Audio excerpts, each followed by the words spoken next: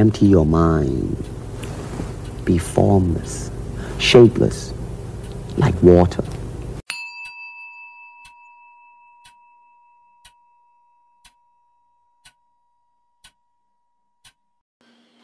அன்பு நண்பர்களுக்கு வணக்கம். இதுக்கு முன்னாடி நம்ம த அப்டக்கிள் இஸ் த வே இந்த புக்கோட தமிழில் வந்து தடைக்கற்களின் வெற்றிக்கான படிக்கட்டுகள் இந்த புக்கோட ஃபஸ்ட்டு சம்மரி பார்த்தோம். அது வந்து பேர் வந்து கண்ணோட்டம். எப்படி ஒரு ப்ராப்ளத்தை எப்படி நம்ம வியூ பண்ணலாம், அதை எப்படி ஹேண்டில் பண்ணலாங்கிறத எந்த கண்ணோட்டத்தில் பார்க்கலாம்ங்கிறத நம்ம பார்த்தோம். இப்போ இன்றைக்கி இந்த ஃபைனல் சம்மரி, இந்த புக்கோட ஃபைனல் சம்மரியான செயல் நடவடிக்கை அதை எப்படி ஹேண்டில் பண்ணலாங்கிறத இன்றைக்கி பார்க்கலாம். இந்த செயல் நடவடிக்கையில் ஃபஸ்ட்டு என்ன சொல்ல வராங்கன்னா, தொடர்ந்து முன்னோக்கி செல்லுங்கள்ங்கிறாங்க. எக்ஸாம்பிள், ஒரு 1920s வந்து அமீலியான்னு சொல்லிட்டு ஒரு பெண்மணி வந்து ஏர்ஃபோர்ஸில் ஜாயின் பண்ணணும்னு ஆசை அவங்களுக்கு.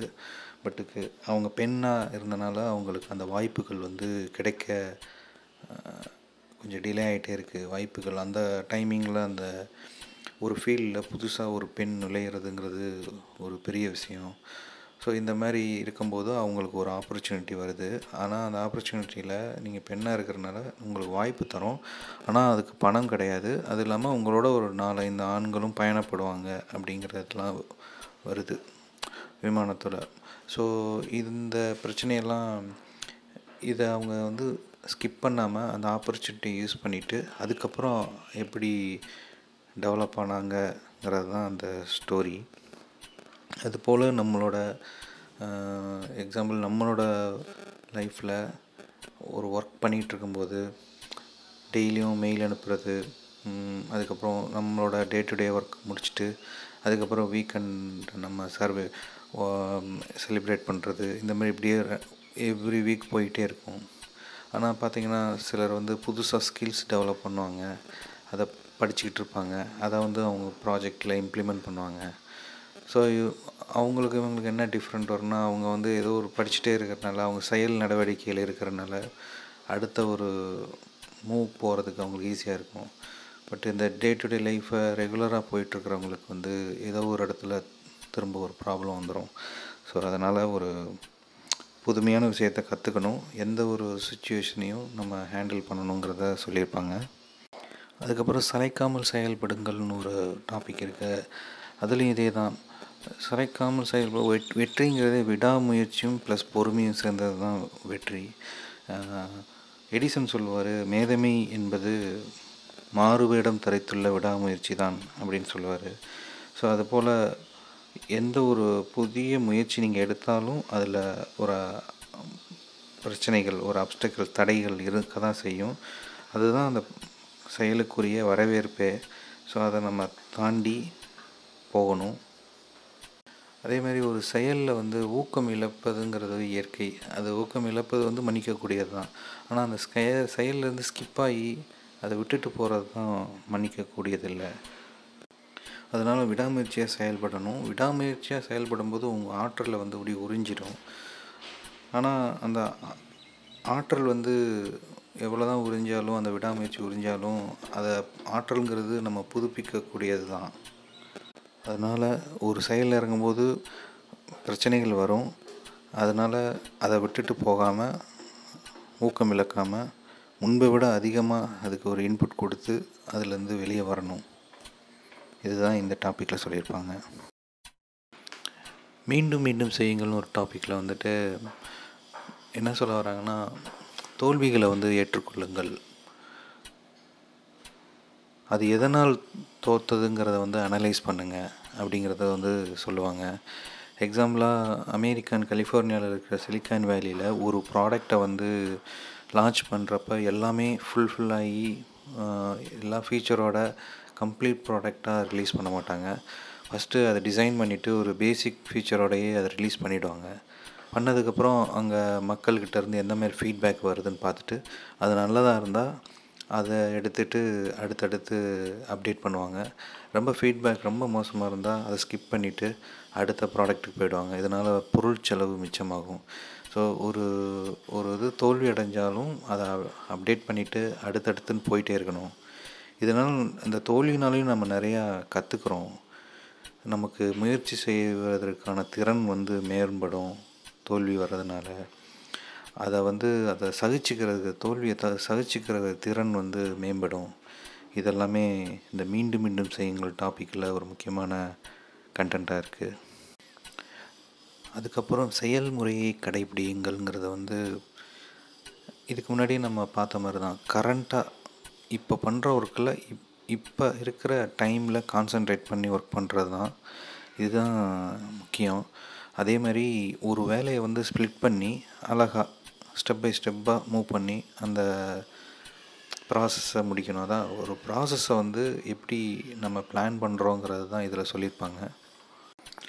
அப்புறம் நம்ம பண்ணுற ஒர்க்கில் வந்து ஒரு பெஸ்ட்டாக இருக்கணுங்கிற ஒரு கான்செப்டில் ஒரு டாபிக் இருக்குது. அதில் வந்து இப்போ இருக்கிற ஒர்க்கை பண்ணும்போது அந்த ஒர்க்கில் மட்டும் கான்சன்ட்ரேட் பண்ணுங்கள். ஃப்யூச்சரில் நம்ம இந்த வேறு வேலைக்கு மாறப்போகிறோம் அப்படிங்கிற, இந்த வேலை ஒன்றுமே இல்லை அப்படிங்கிற மாதிரி கர்வம் இல்லாமல் இப்போ என்ன ஒர்க் பண்ணுறோமோ அதில் நம்மளோட பெஸ்ட்டை கொடுக்கணுங்கிறத சொல்லியிருப்பாங்க. அதுக்கு எக்ஸாம்பிளாக வந்து ஸ்டீவ் ஜாப்ஸோட அந்த ஆப்பிள் ப்ராடக்டில் அவர் எப்படி பண்ணியிருப்பாருன்னா, மக்களுக்கு வெளியே தெரிகிற அவுட்டர் டிசைன் மற்றும் ஃபியூச்சர்ஸ் மட்டுமே வந்து அவர் கான்சன்ட்ரேட் பண்ணுறதில்ல. நமக்கு அது எண்ட்யூசர் வந்து மக்கள் யூஸ் பண்ணுற அந்த ப்ராடக்டில் உள்ளே இருக்கிற சின்ன சின்ன கண்ணுக்கு தெரியாத பார்ட்டிகல்ஸ், அந்த பொருட்களுக்குள் கூட ஒரு தரத்தை கொடுக்கணுங்கிற ஒரு கொள்கையோடு அவர் ஒர்க் பண்ணியிருப்பார். இதை அவரோட அப்பாட்ட இருந்து கற்றுக்கிட்டாரு. ஸோ நம்ம பண்ணுற வேலையில் வந்து இந்த பெஸ்ட்டாக இருக்கணும், அந்த வேலையில் நம்ம கான்சன்ட்ரேஷனோடு இருக்கணுங்கிறத சொல்லியிருப்பாங்க. அதுக்கப்புறம் எது சரியோ அது பலனளிக்கிறதுங்கிற ஒரு கான்செப்ட் இருக்குது. இது வந்து சைக்கலாஜிக்கலாக அது அப்சஷன் சொல்லி பிடிப்புன்னு சொல்லுவாங்களே, அது ரிலேட்டடாக இருக்குது. எப்படின்னா ஒரு வேலையை பார்க்கும்போது சில சினாரியோவில் ஒரே இது ரொம்ப பர்ஃபெக்டாக வரணும், ரொம்ப அதில் கான்சன்ட்ரேட் பண்ணணும், ரொம்ப பெர்ஃபெக்ஷன் எதிர்பார்த்தோன்னா அது வேலைக்காகாது. சில சினாரியோஸில் அதிலேருந்து கொஞ்சம் ரிலீஃப் ஆகிக்கணும். எக்ஸாம்பிள் ஒருத்தர் சொல்லியிருக்காரு, பூனை கருப்போ வெள்ளையோங்கிறது எனக்கு கவனிக்க கிடையாது, அந்த பூனை எலியை பிடிக்குமாங்கிறது தான் நான் கவனிக்கிறேன் அப்படிங்கிறத சொல்லியிருப்பாங்க. ஸோ அது நம்மளோட ஒர்க்குக்கு எந்த சினாரியோவுக்கு இதை புகுத்தணுமோ அதை புகுத்திக்கலாம். ரொம்ப பர்ஃபெக்ஷன் எதிர்பார்த்தோன்னா அது வந்து சில நேரங்களில் அது ஃபெயிலியர் ஆகிடும். அதே போல் பிறரின் பலவீனத்தை குறிப்பார்த்து தாக்குதல்னு ஒரு டாபிக் இருக்கும். ஒருத்தர் வந்து பின்னாடி தள்ளுறாருன்னா நீங்கள் திரும்ப பின்னாடி ரிவர்ஸில் போகாமல் அவர் தள்ளாமல் அவர் திரும்ப தள்ளும்போது விலகி செல்றதுங்கிற ஒரு ஐடியா இருக்கு இல்லைங்களா, அதை தான் அவங்களோட பலவீனம் தெரிஞ்சு நம்ம திரும்ப தாக்கணும்னு சொல்கிறாங்க. ஒரு ஆய்வு பண்ணியிருக்காங்க. இந்த உலகத்தில் நடந்த நிறையா போர்களில் மொத்தமே ஒரு 6 போர்கள் வந்து வெற்றி அடைஞ்சிருக்கு. 6 போர்கள் தான் நேரடியான தாக்குதலில் வெற்றி அடைஞ்சிருக்கு. மீதி எல்லாமே வந்து பார்த்திங்கன்னா இந்த மறைமுக தாக்குதலில் தான் இதாகிருக்கு. இதில் என்ன சொல்ல வராங்கன்னா, நீங்கள் சில இடங்களில் வந்து உங்களோட சாணக்கியத்தனத்தை காமிக்கணுங்கிற மாதிரியும் சொல்கிறாங்க. அப்புறம் உங்கள் ஆற்றலை ஒழுங்குபடுத்துங்கன்னு ஒரு டாபிக் இருக்குது. அதில் எப்படின்னா, உங்களுக்கு நிறையா ஐடியாஸ் இருக்கும், நிறையா புது புது ஐடியாஸை வந்து இம்ப்ளிமெண்ட் பண்ணணும் ஆசையாக இருக்கும்.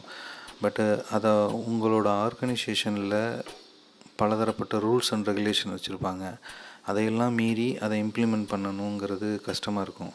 அந்த மாதிரி தருணத்தில் பொறுமையாகவும் துணிவாகவும் இருந்து அதை வெற்றி கொள்ளணுங்கிறத இதில் சொல்லியிருப்பாங்க.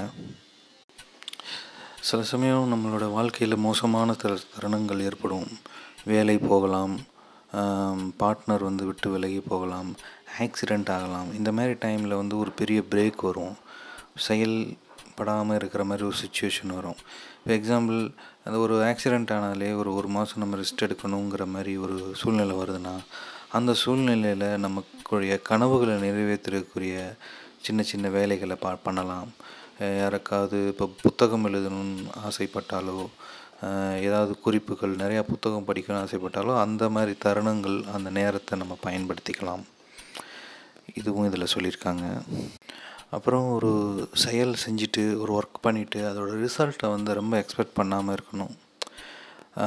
நம்மளோட வேலை வந்து பகடையை உருட்டி விட்டுட்டு நம்மளோட அடுத்த வேலையை பற்றி யோசிச்சுட்டு தான் இருக்கணுமே தவிர, பண்ண வேலையோட ரிசல்ட் எதிர்பார்த்துக்கிட்டே இருந்தோன்னா அடுத்தடுத்து நம்ம வேலைகள் பண்ண மாட்டோம். ஸோ நெக்ஸ்ட்டுன்னு போயிட்டே இருக்கணும். பண்ண வேலைக்கு வந்து ரிசல்ட்டு பாசிட்டிவ் ஆர் நெகட்டிவ் அதை நம்ம வந்து பெருசாக எடுத்துக்கக்கூடாது. இதுக்கப்புறம் இந்த சம்மரியில் கடைசி டாபிக் வந்து மன உறுதி. இந்த மன உறுதியில் முக்கியமாக அவங்க சொல்கிறது வந்து, மன உறுதினாலே ஒரு ஒரு செயலில் புரிகிறதுக்கு வெறியாக இருக்கிறோங்கிறத நினச்சிட்ருக்கோம். ஆனால் அது உண்மை இல்லை. ஒரு பலமாக இருக்கிறதுங்கிறது வந்து மன உறுதி கிடையாது. பணிந்து போவதும் வளைந்து போவது தான் மன உறுதிங்கிறத இந்த இடத்துல சொல்கிறாங்க. அதான் ப்ராக்டிக்கலாகவும் உண்மை. இந்த ஒரு பிரச்சனையை வியூ பண்ணுறது, அதுக்கப்புறம் அதை செயல் புரிகிறதுங்கிறத விட இந்த மன உறுதிங்கிறது ரொம்ப முக்கியம். கேரி கிளீன்ங்கிற ஒரு சைக்காலஜிஸ்ட் வந்து முன் பிரேத பரிசோதனைங்கிற ஒரு ஒரு செயலை வந்து சொல்கிறாரு, ஒரு ஐடியாவை. அது எப்படின்னா, ஒரு எக்ஸாம்பிள், ஒரு மேனேஜர் வந்து முதல் முறையாக ஒரு ப்ராஜெக்ட் ஸ்டார்ட் ஆகிற முன்னாடி தன்னோட புது டீமை கூப்பிட்டுட்டு வந்து ஒரு மீட்டிங் வைக்கும்போது ஸ்டார்டிங்லேயே எடுத்தோடனே சரி ஓகே நம்ம திட்டம் தோற்றுருச்சு, அடுத்து என்ன பண்ணலாம் அப்படின்னு ஆரம்பிக்கிறாரு. எல்லாருக்கும் கன்ஃபியூஷன் ஆயிடுது. என்ன ப்ராஜெக்ட் இன்னும் ஸ்டார்ட்டே ஆகலை, அது எப்படி தோற்கும் அப்படிங்கிற மாதிரி யோசிக்கிறாங்க. அதில் அந்த மேனேஜர் என்ன சொல்ல வர்றாருன்னா, இப்போ இந்த ப்ராஜெக்ட் ஸ்டார்ட் ஆகலை, பட் ஆரம்பித்து தோற்றுருச்சுன்னா எதனால் தோற்றுச்சு அப்படிங்கிற பாயிண்ட்டை நம்ம இப்போ எடுத்துகிட்டே வந்து, ஸோ நம்ம ப்ராஜெக்ட் ஸ்டார்ட் பண்ணும்போதே அதெல்லாம் வராமல் நம்ம பார்த்துக்கிறது தான். ஸோ அந்த பிரச்சனை வர்றதுக்கு முன்னாடியே முன்கூட்டியே நம்மளோட மனதையும் திட்டத்தையும் பக்குவப்படுத்திக்கிறது தான் இந்த டாப்பிக்கில் சொல்கிறது. ஒரு டைம் வந்து எடிசனோட லேபில் வந்து தீ பிடிச்சிருச்சு. ஸோ அங்கே போய் பார்க்கும்போது பயங்கரமான தீ விபத்தாக இருக்குது. அப்போ அவர் பக்கத்தில் இருக்கிற பையனை கூப்பிட்டு, வேகமாக உன்னோட அம்மாவை கூப்பிட்டுட்டு வா, பக்கத்தில் இருக்கிறவங்களாம் கூப்பிட்டு வா, இந்த மாதிரி பிரம்மாண்டமாக எரியிற தீயை இதுக்கப்புறம் பார்க்க முடியுமா என்னன்னு தெரில அப்படின்னு சொல்கிறாரு. இதை பார்த்து அவர் பையன் அவரே பிரமிச்சு பார்க்குறாரு. ஸோ இந்த இடத்துல எடிசன் எப்படி அவர் மைண்ட் செட்டை வச்சுக்கிட்டாருன்னா, முடிஞ்சிருச்சு, ஆனால் அதில் இருக்கிற நல்ல விஷயத்தை மட்டும் பார்த்துட்டு அடுத்தடுத்து போகணும். ஸோ அடுத்த நாள் வந்து ப்ரெஸ் மீட்டில் வந்து அவர் என்ன சொல்கிறாருன்னா, எனக்கு இன்னும் ஏஜ் இருக்குது, நான் திரும்ப இந்த வேலைகள்லாம் பண்ணி திரும்ப கொண்டு வருவேங்கிறாரு. அந்த ஒரு வருஷத்துலேயே வந்து அபரிவிதமான ரிசல்ட்டை கொண்டு வராரு. புது புது கருவிகளை கண்டுபிடிக்கிறாரு. எந்த ஒரு ப்ராப்ளம் நடந்தாலும் எல்லாம் நன்மைக்கேங்கிற ஒரு மனநிலையில் இருக்கணும். அந்த பிரச்சனையில் இருக்கிற ஒரு நல்ல விஷயத்தை நம்ம எடுத்துக்கணும். சிம்பிளாக சொன்னால், அந்த சைனீஸில் வந்து யின் யான், தாவோயிசத்தில் சொல்லுவாங்களே, ஒரு நல்லதில் கெட்டது இருக்கும், கெட்டதில் நல்லது இருக்குங்கிற மாதிரி நம்ம எடுத்துக்கணும், மைண்ட் செட் வச்சுக்கணும். கடைசியாக இந்த புக்கில் வர டாபிக் வந்து விடாமுயற்சியை கைவிடாதீர்கள். அதாவது சளைக்காத முயற்சி என்பது ஒரு செயல் நடவடிக்கை, விடாமுயற்சி என்பது மன உறுதி அப்படிங்கிறத வந்து சொல்கிறாங்க. செயல் நடவடிக்கை யார் வேணாலும் செய்யலாம், ஆனால் அந்த செயலையும் யார் வேணாலும் புற உலகிலேருந்து தடுக்கலாம், என்ன வேணாலும் பண்ணலாம், அந்த செயல் நிப்பாட்டிடலாம். ஆனால் மன உறுதிங்கிறத வந்து யாரும் எதுவும் பண்ண முடியாது. ஏன்னா அது நம்மளோட கையில் மட்டும்தான் இருக்குது. ஸோ அதை எப்பயுமே மைண்டில் வச்சுக்கணும். அதே போல் கடைசியாக இறப்பை பற்றி யோசிக்கணுங்கிறதே சொல்கிறாங்க. ஏன்னா ஒரு இறந்து போகிறவர்கிட்ட போய் கொஞ்ச நாளைக்கு முன்னாடி வந்து கேட்டால், நான் இப்படி இருக்கணும்னு ஆசைப்பட்றேன், அப்படி இருக்கணும்னு ஆசைப்பட்றேங்கிறத சொல்ல மாட்டார். அவர் இந்த நாளுக்குள்ளே இதெல்லாத்தையும் நான் முடிக்கணும் அப்படிங்கிற மாதிரி தான் யோசிப்பார். ஸோ அந்த ஒரு கண்ணோட்டத்திலேயே நம்ம இருக்கணுங்கிறத வந்து சொல்லுவாங்க. இது ஒரு சைக்கலாஜிக்கலாக இந்த இடத்துல நம்ம அதை யூஸ் பண்ணிக்கலாம். ஃபைனலாக வந்து இந்த வாழ்க்கை வந்து ஒரு 100 மீட்டர் ஓட்டப்பந்தயம்லாம் கிடையாது, இது தொடர் ஓட்டப்பந்தயம் தான். இதுக்குள்ளே நிறைய பிரச்சனைகள் வரும். அந்த பிரச்சனைகள்லேருந்து நிறையா விஷயங்களை கற்றுக்கிட்டு அடுத்தடுத்த நம்ம ஃபேஸ் பண்ணுற பிரச்சனைகளை அந்த கற்றுக்கிட்ட விஷயங்கள் மூலமாக சுலபமாக்கிக்கலாம். ஸோ ஒவ்வொரு ப்ராப்ளத்துக்கு பின்னாடியும் ஒரு லேர்னிங் இருக்குது, ஒரு சொல்யூஷன் இருக்குது. முடிவாக சொல்லணும்னா இது ஒரு அனுபவம். கண்டிப்பாக இந்த புத்தகத்தை வாங்கி படிங்க. தரவுகளுக்கும் அதாவது டேட்டாக்கும் ஒரு முழுமையான வாசிப்புக்கும் வித்தியாசம் இருக்குது. ஸோ இந்த புத்தகத்தை கண்டிப்பாக வாங்கி படிங்க. இப்போ நான் சொல்கிறது எல்லாமே ஒரு சம்மரி தான். இந்த புத்தகத்தை வாங்கி படிக்கும்போது உங்களுக்குள்ள உங்கள் வாழ்க்கையில் ஒரு சில சினாரியோஸான நிகழ்வுகள் இருக்கும். அதோடு நீங்கள் பொருத்தி பார்த்து உங்களோட கண்ணோட்டத்தில் இந்த புத்தகத்தை படிங்க. கண்டிப்பாக இந்த புத்தகம் படிக்க வேண்டிய புத்தகம். எந்த ஒரு சூழ்நிலையிலையும் உங்கள் மனதை பக்குவப்படுத்தி அந்த நிலையிலிருந்து அடுத்த நிலைக்கு போவதற்கு இந்த புக்கு வந்து ரொம்ப யூஸ் ஆகும். இந்த புக்கு மூலமாக நான் ஸ்டாயிக் ஃபிலாசபிங்கிற ஒரு ஃபிலாசபியை வந்து ஒரு இன்ட்ரோடக்ஷன் கிடச்சிது. ஸோ அடுத்து அது ரிலேட்டடாகவும் படிக்கலாம். கண்டிப்பாக இந்த புத்தகத்தை வாங்கி படிங்க. வேறொரு புத்தகத்தில் நம்ம சந்திப்போம். நன்றி, வணக்கம்.